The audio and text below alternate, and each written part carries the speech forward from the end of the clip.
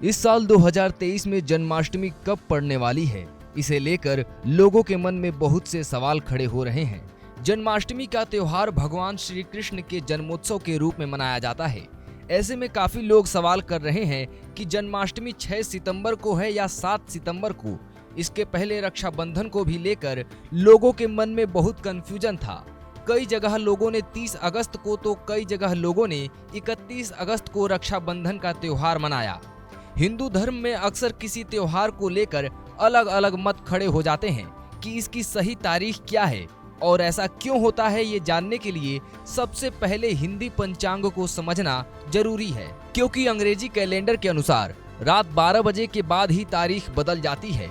ये घड़ी की सुई और पृथ्वी के चाल पर निर्भर होता है, जबकि वहीं भारतीय पंचांग में तिथि की गणना सभी ग्रहों की चाल और दशा पर निर्भर होता है।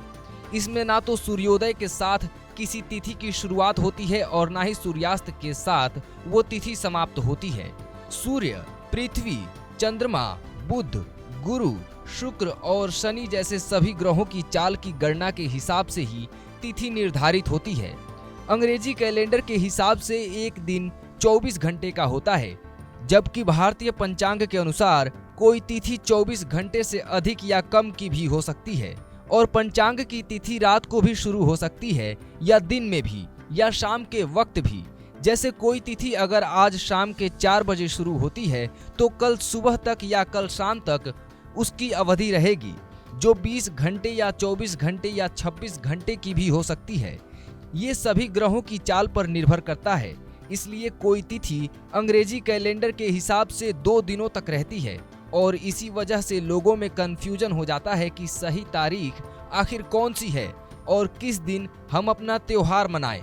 ऐसे में ये जानना भी जरूरी है कि त्योहार के लिए सिर्फ तिथि ही मायने नहीं रखता, बल्कि मुहूर्त का भी विशेष ध्यान रखा जाता है और अगर सही तिथि में मुहूर्त अशुभ हो तो ऐसी अवस्था में त्योहार नहीं मनाया जाता। उसके लिए शुभ मुहूर्त क्या है, इसकी जानकारी अपने कुल पुरोहित से लेकर उनकी परामर्श के अनुसार आप अपने त्योहार को मना सकते हैं। फिलहाल सवाल ये है कि जन्माष्टमी कब मनाएं, क्योंकि कई जगहों पर लोग 6 सितंबर को जन्माष्टमी बता रहे हैं तो वहीं कई जगहों पर लोग 7 सितंबर को इसकी सही तारीख मान रहे हैं। आपको बता दें कि दोनों ही दिन अष्टमी है, लेकिन आपको किस दिन मनानी चाहिए इसका उत्तर आगे मिलने वाला है। दरअसल 6 सितंबर को दोपहर 3:40 पर अष्टमी शुरू हो रही है और ये अगले दिन यानी 7 सितंबर को शाम 4:16 पर समाप्त होगी।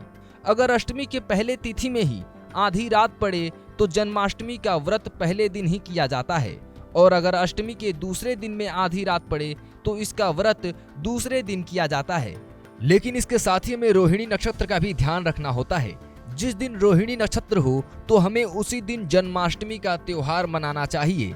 वहीं अगर दोनों ही दिन आधी रात को रोहिणी नक्षत्र हो या दोनों ही दिन आधी रात को रोहिणी नक्षत्र नहीं हो तो हमें जन्माष्टमी का व्रत दूसरे दिन ही करना चाहिए। इस बार रोहिणी नक्षत्र के हिसाब से हमें 7 सितंबर को जन्माष्टमी का व्रत रखना चाहिए। मध्य रात्रि में पूजा का मुहूर्त 7 सितंबर रात 11:56 से लेकर रात 12:42 तक रहेगा, यानी कुल 45 मिनट तक। इसके अलावा पारणा करने का मुहूर्त 8 सितंबर को सुबह 6 बजे के बाद है। आपको जानकारी के लिए बता दें कि यह केवल स्मार्त संप्रदाय के लोगों के लिए है। वैष्णव संप्रदाय के लोग इसके अगले दिन जन्माष्टमी मनाएंगे। News India digital.